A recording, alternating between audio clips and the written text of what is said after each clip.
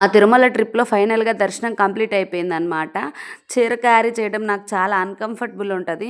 But అయినా మా husband నా పిల్లలకి బొమ్మలు కొనాలి రా, రా అని చెప్పేసి తోలుకుపోయారనమాట. ఇంకా ఆ బొమ్మలు కొంటుంటే ఉంది సినిమా. వీళ్ళకి ఫోన్ చేసి అడగాలి ఏం కావాలి అని. ఆడైతే ఏం చెప్పడు. ఈమైతే అసలు 100 చెప్పుద్ది. నాకు చెవుల్లో పెట్టుకునేవి కావాలి, నాకు ఫోన్ కావాలి, మీకు ఫోన్ ఉంది, నాకు ఫోన్ లేదని ఫోన్ చెప్పింది.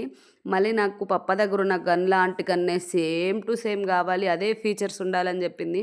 ఇంకా ఆమె కోసం హంటింగ్ చేస్తే ఎలాగో దొరికిందనమాట. ఇంకా ఆ తర్వాత నా కొడుకైతే సింపుల్‌గా మీరేం తెచ్చినా నాకు ఓకే మమ్మీ అన్నాడు.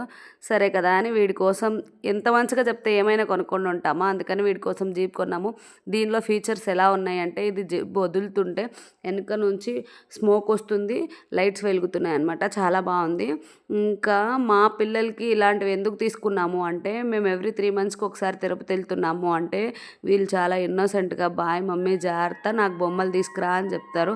ఇలాంటోళ్ళ కోసం కొనుక్కొని ఉంటామా మరి?